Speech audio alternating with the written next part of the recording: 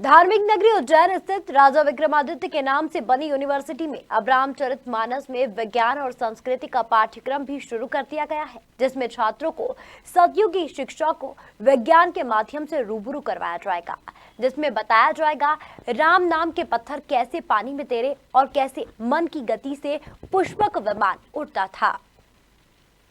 दरअसल उत्तर प्रदेश सरकार और संस्कृति शोध से संस्था की वजह से मध्य प्रदेश के उज्जैन संभाग में विक्रम यूनिवर्सिटी के माध्यम से इसकी शुरुआत की गई है। कुलपति का कहना है कि देश में संभवतः सबसे पहला यह पाठ्यक्रम होगा, जिसे पढ़ाने के लिए अयोध्या से वैदिक विद्वानों को आमंत्रित किया जाएगा। इस पाठ्यक्रम को 20 सीटों के साथ शुरू किया है। प्रवेश के लिए इच्छुक विद्यार्थी 28 दिसंबर तक MP ऑनलाइन के जरिए आवेदन कर सकेंगे।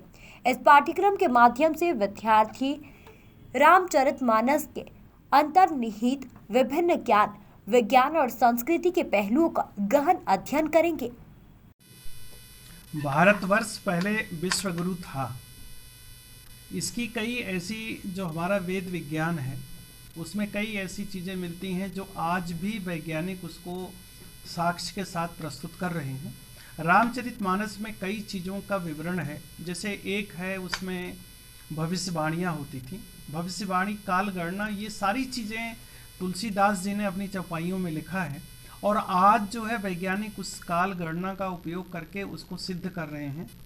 विमान के बारे में जैसा अभी तक ये होता है कि कोई जिसको विज्ञान के बारे में जानकारी नहीं है, वो यदि रामचरितमानस लोगों के बीच में सुनाता है तो लोगों को ये लगता है कि ये सब केवल कोरी कल्पना है।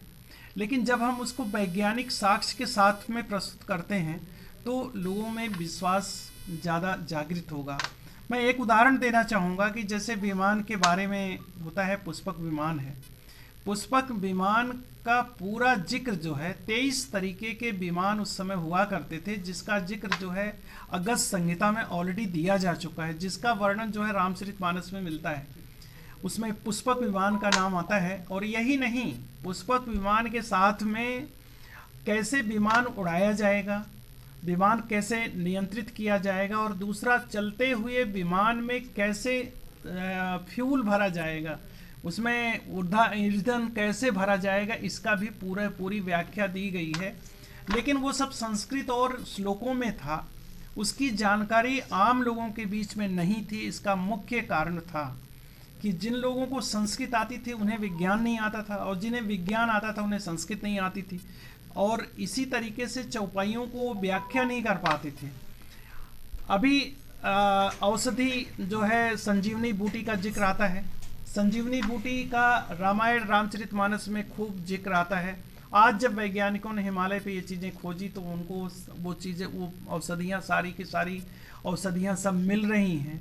इसलिए ये जो कोर्स डिज़ाइन किया गया है, इसमें मुख्य रूप से ये बात की जा रही है कि उसके विज्ञान को समझा जाए।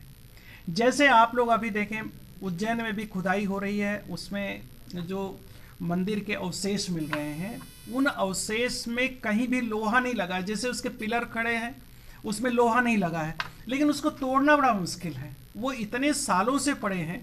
तो मेरा उद्देश्य इस कोर्स को चलाने का मतलब ये है कि जो लोग जैसे इंजीनियरिंग वाले हैं, जैसे सिविल वर्क जो मंदिरों में हुआ है या रामचरितमानस या मानस में रामायण में लिखा हुआ है, जैसे उस सिविल वर्क है, तो सिविल इंजीनियर हमारे उसको देख करके थोड़ा सीखें कि सिविल का क्या उसमें ऐसी चीज़ थी कि जिसके कारण इतने मजबूत पिलर बनते थे, इतने मजबूत बनते थे, जिसमें बिना लोहे के जो है फिर भी हजारों साल से वो खड़े हैं और टूट नहीं रहे हैं। ये टेक्नोलॉजी चाहे हमारे इंजीनियर हों या दूसरे लोग हैं, उनको देखें और उसको समझें। इसी उद्देश्य से ये कोर्स हमारा हम शुरू कर रहे हैं, और उसमें जो संस्कृत, हिंदी और दूसरे सब्जेक्ट जैसे बॉटनी है, माइक्रोबायोलॉजी है, इंजीनियरिंग है, ये सारे लोग मिल करके एक तरीके से उसकी स्टडी करेंगे और उस पर जो है जो नई पीढ़ी है उसको परिचय कराएंगे। वो केवल इस नहीं कि चौपाई पढ़ें, बल्कि चौपाई का वैज्ञानिक अध्ययन करके उस तक, समाज तक पहुंचाएं। इसका ये कोर्स का मुख्य उद्देश्य यही है। सर, ये जो कोर्स अपन शुरू कर रहे हैं, इसके लिए कोई विद्वान भी बुलाएंगे बाहर से अपन? हमने अब बहुत काम किया है लोगों ने, और वो संस्थान पूरी तरीके से ये कर रहा है और उसी को उनके विद्वानों को हमसे हमारा MOU हो रहा है और वो हमको सारी मदद करेंगे, हमें लिटरेचर देंगे, हमें लेक्चर भी देने, हमें ज़रूरत पड़ी तो ऑनलाइन और ऑफलाइन दोनों लेक्चर के लिए वो तैयार है। और दूसरा वो हमको शोध के लिए हमें स्कॉलरशिप देंगे, शोध के लिए हमें कुछ संस्कृत में और हिंदी में स्कॉलरशिप भी देंगे और उसके माध्यम से हम विक्रम के आसपास की जो चीज़ें उसमें वर्णित हैं उसको भी इसमें समाहित करेंगे। मालवा की कई रामायण वगैरह में मालवा के बारे में भी कई जगह चर्चाएं हुई हैं, उसके बारे में भी हम लोग इसको अपना अध्ययन उसको करवाएंगे।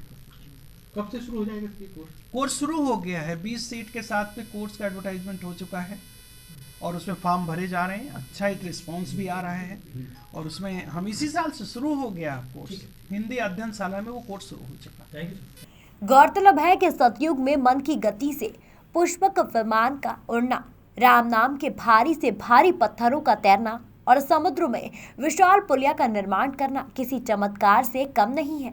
ऐसे में एक बार फिर विद्यार्थियों को प्राचीन विज्ञान को जानने और समझने का अवसर मिलेगा। उज्जैन से राहुल यादव की रिपोर्ट।